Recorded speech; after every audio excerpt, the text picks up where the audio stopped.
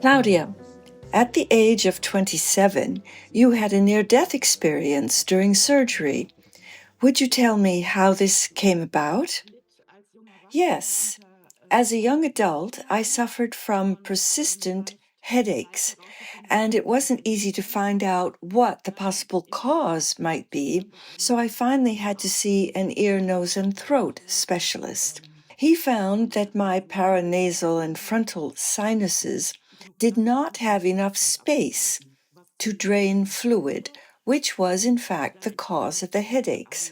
So we then decided to have sinus surgery, with the bone next to the nose being opened up by means of surgical devices. It was then hoped that this would allow the fluid to drain better in the long term, and the headaches would then disappear. What was your near-death experience like, and how did it evolve? So I was, as usual, wheeled into the surgical room on a surgical gurney, or whatever you call it. At that point in time, I had already been given a sedative, and thereafter, as far as I can remember, I was administered the anesthesia through a nasal mask, and that's exactly how it was. And then I was just gone. So I was gone and found myself in this operating room located in the basement of this hospital. It was a large room, and I suddenly found myself under the ceiling. Nevertheless, I was not aware at all of now being outside my body, but it did feel completely normal to me.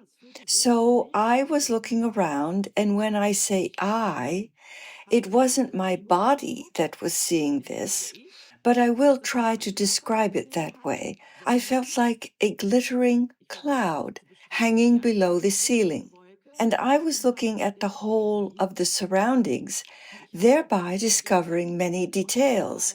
For example, the silver pipes hanging below the ceiling.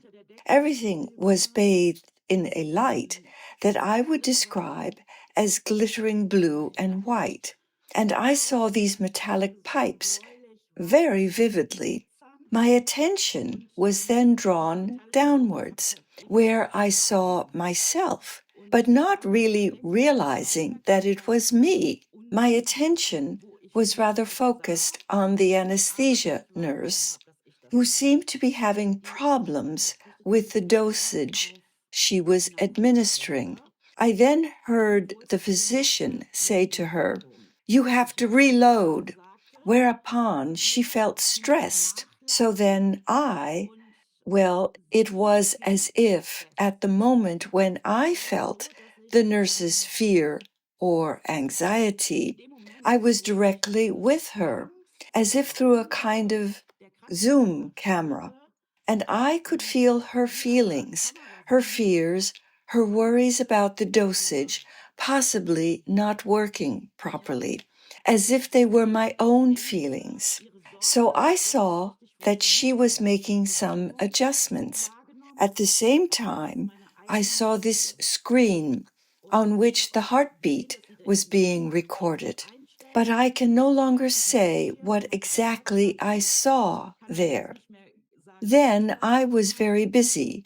Well, how can I put this? Somehow influencing this surgical nurse by saying or thinking, "Calm down. You don't need to be afraid. It's not that bad. We will get it sorted out."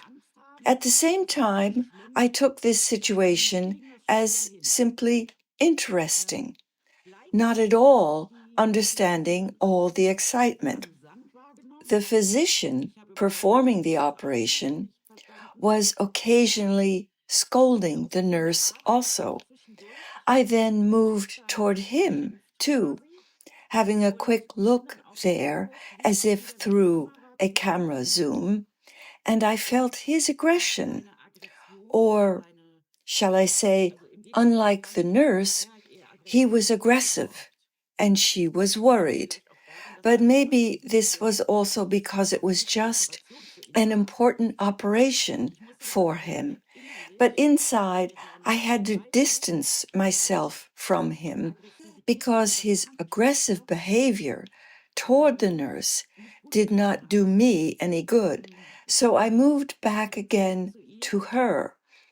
This situation was no longer so humorous, you could say, as the whole thing really was a serious matter. Then, very quickly, and with a violent bang, that's what you could call it, I just banged backwards into my body again, and that's how it felt for me. It was a very unpleasant feeling, and for a moment I felt the surgical instruments in my nose, and this was a very jerky and unpleasant movement. And that's when I got scared for the first time.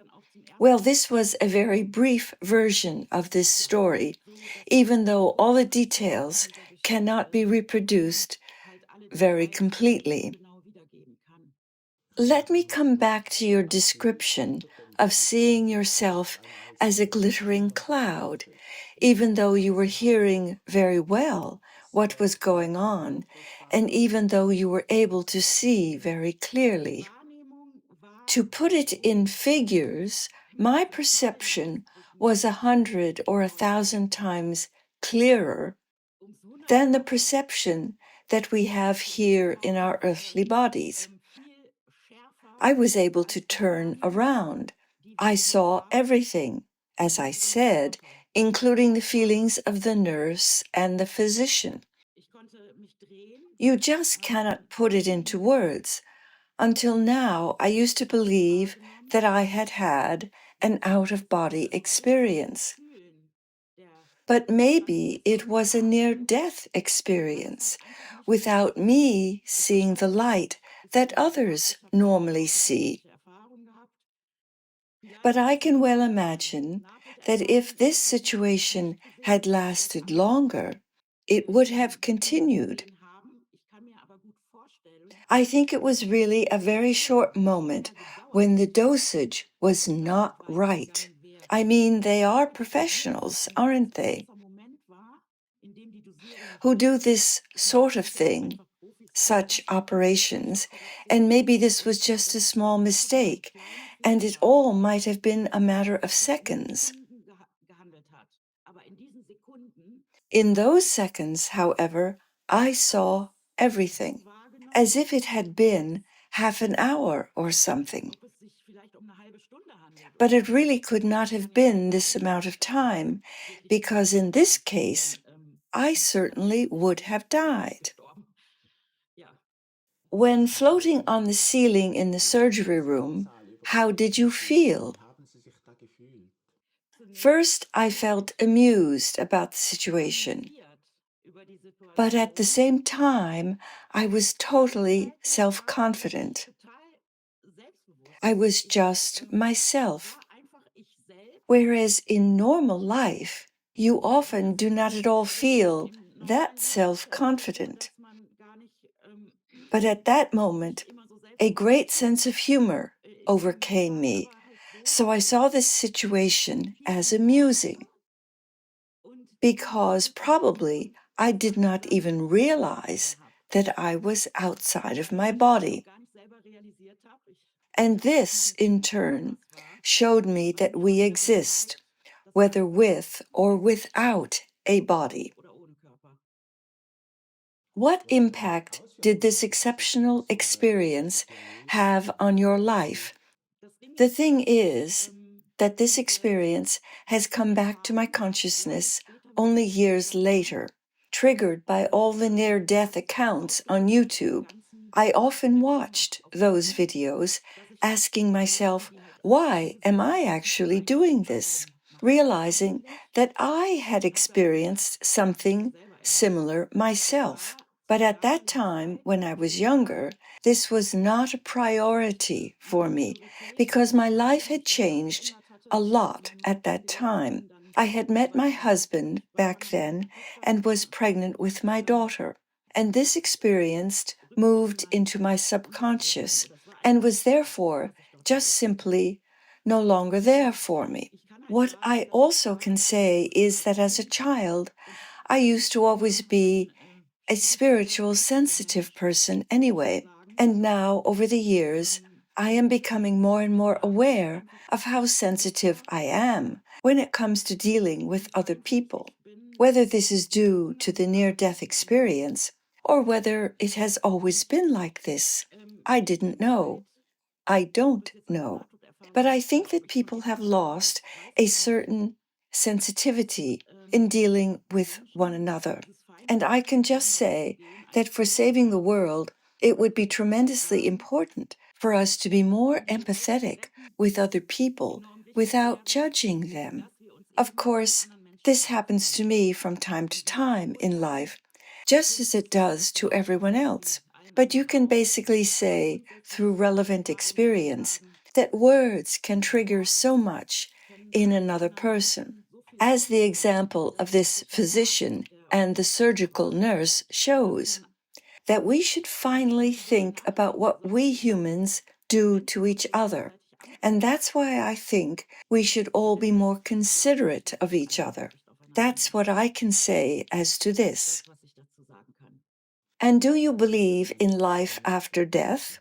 Definitely. Well, it's perfectly clear to me that we continue to exist outside of our bodies, even though, of course, I don't at all know what form this will take. But judging from the way I experienced this for a brief moment, it was a good moment. I cannot express it in terms of happy or unhappy.